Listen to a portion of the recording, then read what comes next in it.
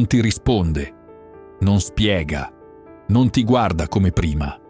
Quel silenzio pesa più di qualsiasi litigata e tu senti quella pressione crescere, il bisogno di avvicinarti, di chiedere cosa hai fatto, di rimettere le cose a posto. Fermati, perché inseguire adesso è l'unico errore che non puoi permetterti. In questo video ti spiego perché il silenzio punitivo funziona solo se lo insegui e cosa cambia nel rapporto e in te quando smetti di farlo. Il problema. Il silenzio punitivo ha un meccanismo preciso. Non è complicato, è quasi elementare, ma funziona e continua a funzionare finché non lo vedi chiaramente. Quando il tuo partner smette di parlare, succede qualcosa dentro di te. La pressione che cresce, l'agitazione di non sapere quanto durerà, la sensazione che il tempo che passa stia peggiorando le cose. E poi arriva il bisogno, quasi fisico, di fare qualcosa, avvicinarti, mandare un messaggio, chiedere cosa hai fatto, scusarti, anche se non sai bene di cosa. E in quel momento il silenzio ha vinto, perché ogni volta che insegui, stai confermando che quel silenzio produce risultati. E una volta che una persona lo impara, il silenzio diventa lo strumento automatico per ogni momento di tensione. Non sto dicendo che chi usa il silenzio lo faccia con cattiveria calcolata. Spesso non ne è nemmeno consapevole, ma il meccanismo funziona lo stesso. E tu, ogni volta che corri a riparare, stai confermando che funziona. Il problema non è il silenzio, ma perché hai smesso di sentirti stabile quando arriva. Il principio stoico.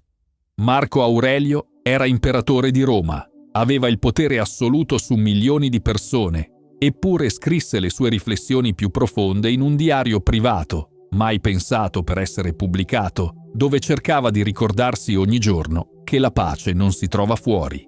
Nel quarto libro delle Meditazioni scrisse: «Le persone cercano ritiri per sé, in campagna, al mare, sui monti, e tu stesso sei solito desiderare queste cose più di ogni altra. Ma tutto questo è proprio della gente più ordinaria, quando invece puoi, in qualsiasi momento tu voglia, ritirarti in te stesso. Nessun posto è più tranquillo, nessun posto è più libero da disturbi dell'anima tua.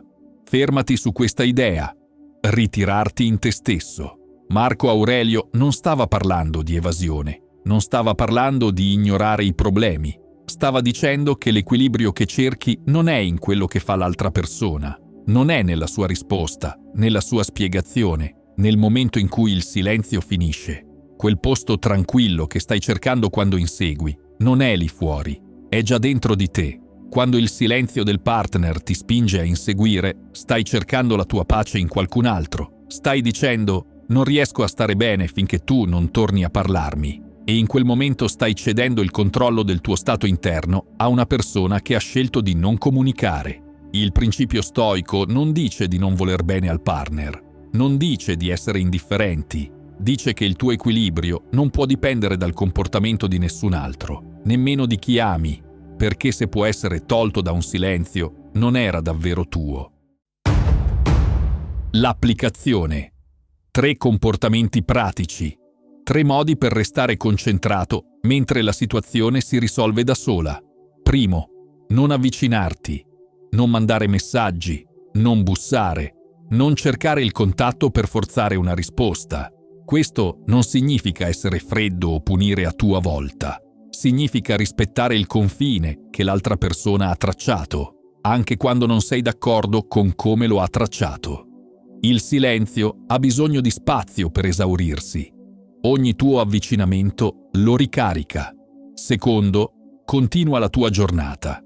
Questo è il punto più difficile e il più importante. Non aspettare. Non mettere in pausa la tua vita finché il silenzio non finisce. Fai quello che avresti fatto. Mangia, lavora, esci, riposati. Non come dimostrazione. Non stai cercando di far vedere niente a nessuno. Lo fai perché il tuo equilibrio non può dipendere dallo stato emotivo di un'altra persona. Ogni ora che blocchi in attesa, stai cedendo qualcosa che non riprendi facilmente. Marco Aurelio lo chiamava ritirarsi in se stessi. In pratica significa tornare alle cose che dipendono da te. Terzo, quando il silenzio si rompe, non riaprire tutto. Questo è l'errore che vanifica tutto il resto. Il silenzio finisce, l'altra persona torna a parlarti e tu senti il bisogno di fare l'inventario, di capire, spiegare, giustificare, chiarire ogni dettaglio di quello che è successo. Resisti, riprendi dal punto in cui eravate, con normalità. Chi riapre ogni ferita prolunga il conflitto anche quando è già finito. Chi riprende normalmente segnala qualcosa di più potente, che è abbastanza stabile da non aver bisogno di vincere ogni conversazione. La trasformazione. La prima volta che non insegui, il silenzio dura di più e questo fa paura. Sembra che le cose stiano peggiorando invece di migliorare. Resisti a quella sensazione, perché la situazione non sta peggiorando. Il meccanismo non ha trovato la risposta che aspettava. Poco dopo è l'altra persona a fare il primo passo, non perché si sia arresa o perché tu hai vinto, ma perché il silenzio, senza qualcosa che lo alimenta, non ha più una funzione, si esaurisce.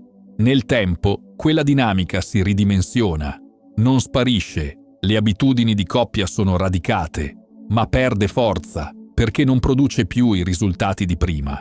E un rapporto in cui il silenzio non funziona come leva diventa un rapporto più diretto, più onesto. Non stai diventando distante, non hai smesso di voler bene, stai smettendo di cercare la tua pace fuori da te, proprio come Marco Aurelio si ricordava di fare ogni mattina, anche quando governava un impero. E quella pace, quando la trovi dentro, non può toglierla nessun silenzio. La fortezza non si costruisce con un solo video. Il prossimo pezzo è già pronto. Nel prossimo video affrontiamo qualcosa di diverso dal silenzio, ma ugualmente difficile da gestire. Quando qualcuno ti guarda dall'alto in basso, quando il disprezzo è esplicito, ostentato e senti il bisogno di rispondere per riaffermare chi sei. Quello che scoprirai è che la risposta stoica al disprezzo è più potente di qualsiasi replica. Guarda il prossimo video della serie. A presto, stoico!